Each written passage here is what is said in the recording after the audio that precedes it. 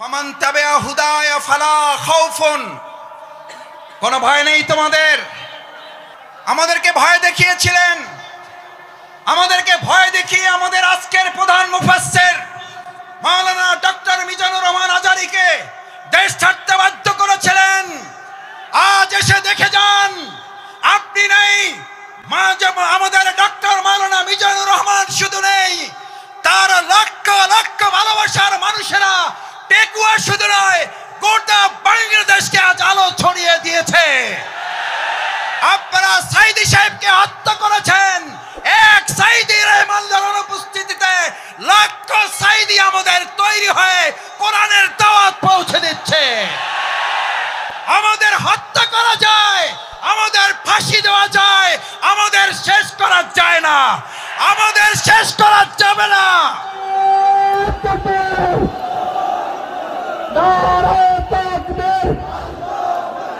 সম্মানিত ওলামায়ে কেরাম, সম্মানিত শিক্ষকবৃন্দ, পিতৃ সমতুল্য মুরব্বিয়ানে কেরাম, আমার সামনে উপস্থিত তরুণ এবং যুবক ভাইয়েরা, এখানে আপনারা যারা এসেছেন, আমরা সবাই এখানে কি দুনিয়ার কোন শক্তির কাছে এসেছি নাকি আল্লাহর শক্তির কাছে এসেছি? কার কাছে এসেছি?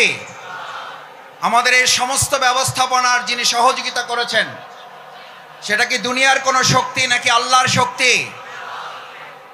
আমার ভাইয়েরা, হযরত ইব্রাহিম আলাইহিস সালামকে যখন আগুনে পুড়ে পরীক্ষায় উত্তীর্ণ করার জন্য আল্লাহ তাআলা সিদ্ধান্ত নিয়েছিলেন, আপনাদের সকলের মনে থাকার কথা, হযরত ইব্রাহিম আলাইহিস সালামকে আগুনে ফালানোর জন্য মাসব্যাপী যখন আগুনের কুণ্ডলী তৈরি করা হচ্ছিল, সমস্ত মানুষ শুধু নয়, ফেরেশতাকুল, সমস্ত পশু প্রাণী আল্লাহর দরবারে আহ্বান করেছিলেন, দোয়া করেছিলেন, আল্লাহ এই বিরাট পরীক্ষা থেকে, নির্যাতন, নির্মমতা থেকে হযরত ইব্রাহিম আলাইহিস সালাম আপনার প্রিয় বন্ধু খলিলুল্লাহকে আপনি হেফাজত করুন। আল্লাহ সুবহানাহু ওয়া তাআলা তাকে হেফাজতের জন্য ফেরেশতাগণকে পাঠিয়েছিলেন।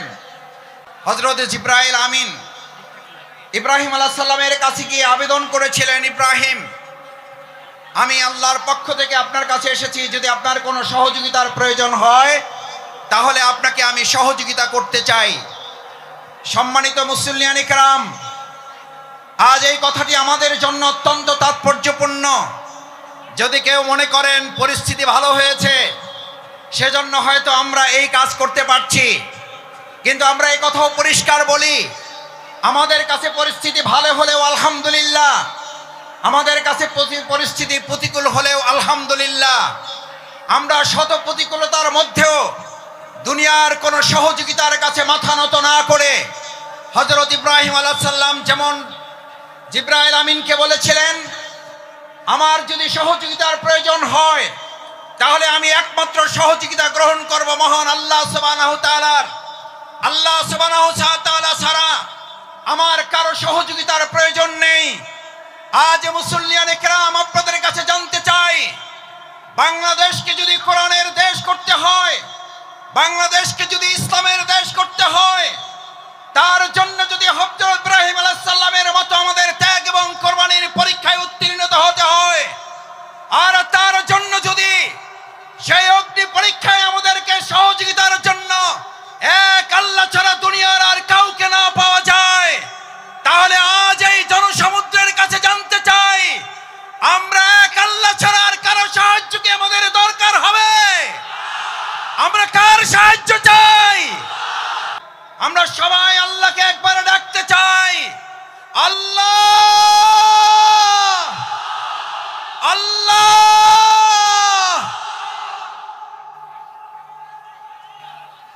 হযরত ইব্রাহিম আলাইহিস সালাম আল্লাহর সাহায্য চেয়েছিলেন। দুনিয়ার কোন মানুষ শুধু নয়, ফেরেশতাগণের সাহায্যও তিনি নেননি। যে ইব্রাহিম আলাইহিস সালাম আল্লাহর সাহায্যের ভরসা করেছিলেন, সেই ইব্রাহিম আলাইহিস সালামকে আল্লাহ তাআলা সাহায্য করেছেন না করেন নাই?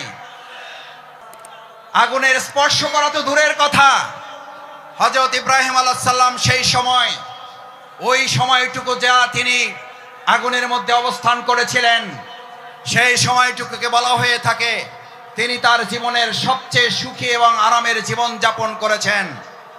সুতরাং কোরআনের জন্য যারা কথা বলবে, ইসলামের জন্য যারা কথা বলবে, কোরআন বাস্তবায়নের জন্য যারা কাজ করবে, ইসলাম বাস্তবায়নের জন্য যারা কাজ করবে, আজ এখানে আমরা যারা উপস্থিত হয়েছি, আমরা যদি আজ এখান থেকে সিদ্ধান্ত নিতে পারি আমাদের জীবনের সর্বস্বটুকু বিলিয়ে দিয়ে হলেও যে কোরআনের ভালোবাসায় আজ আপনারা এখানে সামিল হয়েছেন, আপনারা কি কোনো ব্যক্তির আহ্বানে ভালোবাসা এসেছেন নাকি কোরআনের ভালোবাসা এসেছেন? কিসের ভালোবাসা এসেছেন?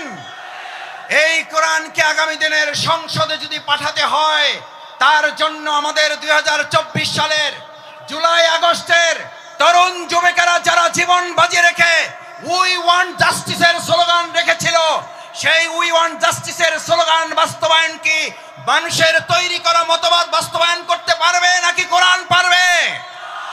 উই ওয়ান্ট জাস্টিসের জন্য তরুণ যুবকেরা, আমাদের মীর মুগ্ধ আবু সাঈদরা যদি জীবন দিতে পারে, আজ তরুণ যুবক এবং আমাদের জনতাকে জিজ্ঞেস করতে চাই, আগামী দিনে কোরআনের সংসদ কায়েমের জন্য, ইসলামের সংসদ কায়েমের জন্য আরেকবার যদি জীবন দিতে হয় আমাদের, সেই জীবন দিতে আমরা কি রাজি থাকব?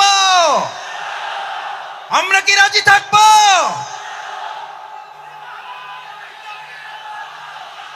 আল্লাহ তাআলা আমাদের জন্য উল্লেখ করেন, আফা হাসিবতুম আন্নামা খলাকনাকুম আবাসা ওয়া আন্নাকুম ইলাইনা লা তুরজাউন। আল্লাহ সুবহানাহু ওয়া তাআলা আমাদেরকে পৃথিবীতে প্রেরণ করে আমাদেরকে স্মরণ করিয়েছেন।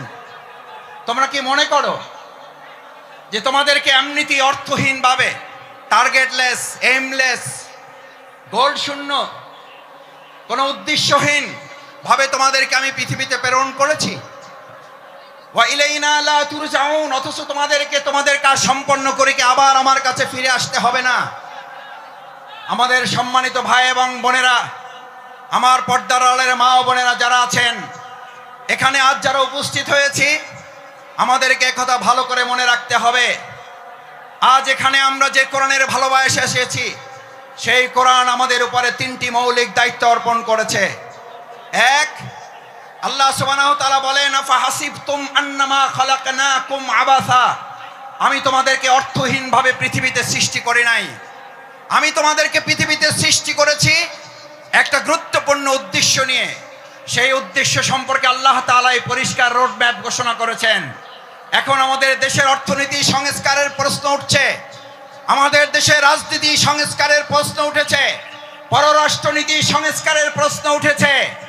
আমরা আজ সংস্কারের দায়িত্বে যারা আছেন তাদের কাছে আল্লাহ তাআলার সংস্কারের রোড ম্যাপ তুলে দিতে চাই। আল্লাহ তাআলা কোরআনে ঘোষণা করেন, ফাইম্মা ইয়াতিয়ান্নাকুম মিন্নি হুদান, আমি এই পৃথিবীতে মানুষকে প্রেরণ করে তাকে একটা রোড ম্যাপ দিয়ে দিয়েছি। এই রোড ম্যাপের মধ্যে তার রান্নাঘর থেকে শুরু করে তার সংসদ ভবন পরিচালনার পর্যন্ত সমস্ত বর্ণনা আমি উল্লেখ করে দিয়েছি। সুবহানাল্লাহ।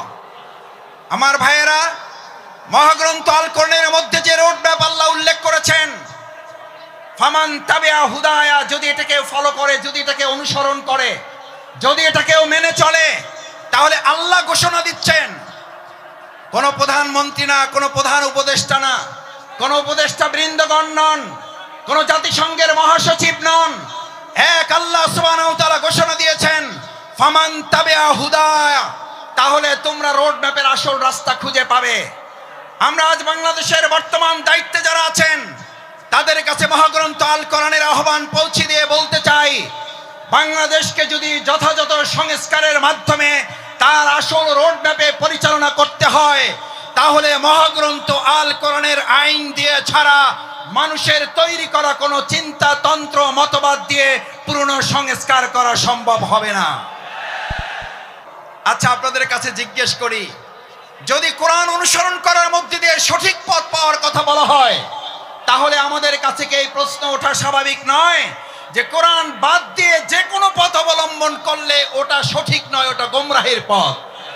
কোরআন যদি আল্লাহর পথ হয়, তাহলে কোরআনের বাইরে যা মত আছে, পথ আছে, সমস্ত মত এবং পথ ইবলিসের পথ। ইমানদাররা কখনো কোরআনের পথ, আল্লাহর পথ বাদ দিয়ে ইবলিসের পথে হাঁটতে পারে না। আমাদের এই প্রিয় মাতৃভূমি বাংলাদেশ স্বাধীন হওয়ার 53 বছর পার হলেও আমরা কি অর্থনৈতিক মুক্তি পেয়েছি ভাইয়েরা? আমরা কি সাংস্কৃতিক মুক্তি পেয়েছি? আমরা কি রাজনৈতিক মুক্তি পেয়েছি? এই সকল মুক্তি আমাদের যদি পেতে হয় তাহলে আমাদের মানুষের তৈরি করা মতবাদের দিকে নাকি কোরআনের দিকে ফিরতে হবে? আমাদের গ্রামে, আপনাদের গ্রামে আমরা সবাই একটা কথা বলি, সোজাতে হবেন, মরার আগে হবেন না। কখন হবেন? কখন হবেন? কাপড় দিয়ে যখন পায়ের কাছে একজন ধরে আর মাথার কাছে একজন ধরে, দুই থেকে দুইজন ধরে আর টানে, বলে যে আরো সোজা করো, আরো টাইট করো। ভাইয়েরা, মরার পরেই যদি আমাদের সোজা হতে হয়, চোখে যদি দেখতে পাই যে আমরা সোজা হচ্ছি এবং আমার সন্তানরা আমাকে টাইট করে বেঁধে সোজা করছে, আজ আমার সমস্ত পেকুয়াবাসী, বাংলাদেশের প্রান্ত থেকে যারা এখানে এসেছেন, আমরা আহ্বান জানাই, আসুন, মরার পরে যদি সোজা আমাদের হতেই হয় তাহলে জীবিত থাকতেই আমরা সোজা হয়ে আমাদের বাংলাদেশকেও সোজা পথে পরিচালনার জন্য আর কোন মত এবং পথ নয়, কোরআনের পথেই বাংলাদেশকে আমরা সোজা করে পরিচালনা করব ইনশাআল্লাহ। দ্বিতীয় যে দায়িত্ব আল্লাহ তাআলা আমাদেরকে দিয়েছেন, ফামান তাবিআ হুদায়া ফালা খাউফুন, কোনো ভয় নেই তোমাদের। আমার ভাইয়েরা, আমাদেরকে ভয় দেখিয়েছিলেন, আমাদেরকে ভয় দেখিয়ে আমাদের আজকের প্রধান মুফাসসির মাওলানা ডক্টর মিজানুর রহমান আজারীকে দেশ ছাড়তে বাধ্য করেছিলেন। আজ এসে দেখে যান, আপনি নেই, আমাদের ডক্টর মাওলানা মিজানুর রহমান শুধু নেই, তার লক্ষ লক্ষ ভালোবাসার মানুষেরা পেকুয়া শুধু নয়, গোটা বাংলাদেশকে আজ আলো ছড়িয়ে দিয়েছে। আপনারা সাইদি সাহেবকে হত্যা করেছেন, এক সাইদির অনুপস্থিতিতে লক্ষ সাইদি আমাদের তৈরি হয়ে কোরআনের দাওয়াত পৌঁছে দিচ্ছে। আমাদের হত্যা করা যায়, আমাদের ফাঁসি দেওয়া যায়, আমাদের শেষ করা যায় না, আমাদের শেষ করা যাবে না।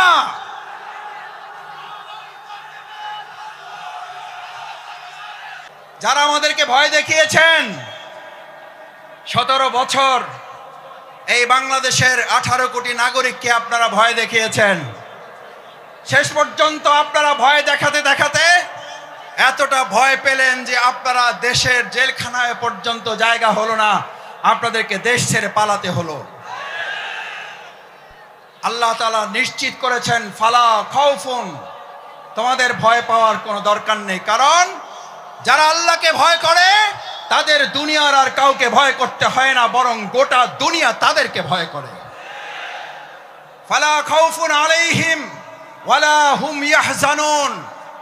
আল্লাহ সুবহানাহু ওয়া তাআলা শুধু ভয়ের ব্যাপারে আপনাকে নিশ্চিত করে নাই, আল্লাহ তাআলা বলেন, আমার এই ভয়ে যদি তোমরা উত্তীর্ণ হতে পারো, এক আল্লাহকেই যদি ভয় করতে পারো, কোনো গুলি বন্দুককে যদি তোমরা ভয় না করো, তাহলে আমি আল্লাহ তোমাদেরকে এবার দ্বিতীয় নিশ্চয়তা দিচ্ছি, ওয়ালা হুম ইয়াহজানুন, তোমাদের আর কোন রকম দুশ্চিন্তা, উদ্বেগ, উৎকণ্ঠায় ভুগতে হবে না। আলহামদুলিল্লাহ, বিগত 15 বছর আপনারা ত্যাগ এবং কোরবানি, নির্যাতন, নিপীড়নের মুখে থেকেছেন। এই পেকুয়াবাসী, এই চট্টগ্রামের বন্দরের নগরীর মানুষেরা জীবন বাজি রেখেছেন, কিন্তু কোনো গুলি বন্দুক ফাঁসির কাছে আমাদের ভাইয়েরা মাথা নত করে নাই বলেই আজ আল্লাহ তাআলা উদ্বেগ, উৎকণ্ঠা এবং স্বস্তির মধ্যে আমাদের এই সুন্দর একটা প্রোগ্রামের আয়োজন করার তৌফিক দিয়েছেন। এটা কার পুরস্কার?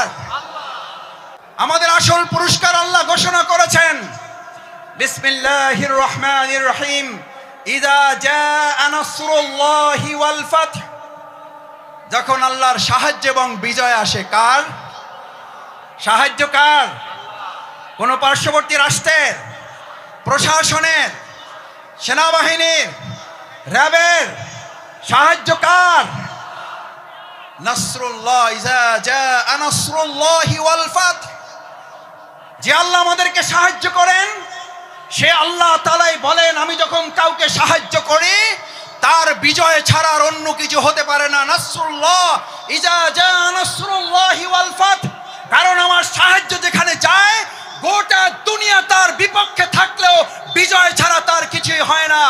আজ বাংলাদেশে আল্লাহর সাহায্য এসেছে, গোটা কোরআনের রাষ্ট্র কায়েম হওয়া ছাড়া পূর্ণাঙ্গ বিজয় আমাদের হতে পারে না। আমাদের পূর্ণাঙ্গ বিজয় শুধু একজন এমপি হওয়া নয়, আমাদের পূর্ণাঙ্গ বিজয় শুধুমাত্র একজন মন্ত্রী হওয়া নয়, আমাদের পূর্ণাঙ্গ বিজয় শুধুমাত্র একজন রাষ্ট্রপতি হওয়া নয়, আমাদের পূর্ণাঙ্গ বিজয় শুধু একজন প্রধানমন্ত্রী হওয়া নয়, আমাদের পূর্ণাঙ্গ বিজয় শুধুমাত্র ইসলামী দল ক্ষমতায় যাওয়া নয়, আমাদের পূর্ণাঙ্গ বিজয় হচ্ছে আলা লাহুল খালক ওয়াল আমর, সৃষ্টি যার, আইন চলবে তার। ভালো করে খেয়াল করুন, দুর্ভোগ হচ্ছে সেই মানুষের জন্য, দুর্ভোগ হচ্ছে সেই মুসলিমের জন্য, দুর্ভোগ হচ্ছে সেই কোরআন প্রেমিকের জন্য যে আল্লাহকে ভুলে গিয়ে নিজেকে নিয়ে ব্যস্ত হয়, যে আল্লাহকে ভুলে গিয়ে নিজেকে নিয়ে ব্যস্ত হয় এবং সে নিজেকে নিয়ে ব্যস্ত হতে গিয়ে দুনিয়ার সব কিছু থেকে বঞ্চিত হয়ে যায়। আমরা কি দুনিয়া থেকে বঞ্চিত হয়ে নিজেকে নিয়ে ব্যস্ত হব না আল্লাহকে নিয়ে ব্যস্ত হব? আব্দুল্লাহ ইবনে মাসউদ রাদিয়াল্লাহু তাআলা আন قال رسول الله صلى الله عليه وسلم ويقولون ما لا يفعلون। তোমাদের মধ্যে এমন একটা সময় আসবে, কোরআন শোনার লোক থাকবে, কোরআন জানার লোক থাকবে, কোরআনের আলোকে সে হয়তো পথ চলার কথাও বলবে, ইয়াকুলুনা মা লা ইয়াফআলুন, কিন্তু কোরআনের আলোকে সমাজ এবং রাষ্ট্র পরিচালনার লোক পাওয়া যাবে না। ওয়া ইয়াফআলুনা মা লা ইউমারুন, আবার কিছু কাজ করলেও কোরআনের পূর্ণাঙ্গ রূপ বাস্তবায়ন হবে না। আজ এখানে যারা আছেন, আমরা কি কোরআন বাস্তবায়নের জন্য সবাই রাজি আছি ইনশাআল্লাহ? সবাই কি রাজি আছি ইনশাআল্লাহ? আল্লাহ মেহেরবানি করে হাতগুলো আপনার আরশের আজিমের ক্যামেরায় এগুলো তুলে নিয়ে কাল কিয়ামতের দিন কোরআনের কর্মী হিসাবে আমাদেরকে নাজাতের জন্য, জান্নাতের জন্য আপনি কবুল মঞ্জুর করুন। আল্লাহ এই আয়োজনকে বাংলাদেশের জন্য কবুল করুন, কোরআনের সংসদের জন্য আয়োজনকে কবুল করুন, কোরআনের রাষ্ট্রের জন্য এই আহ্বান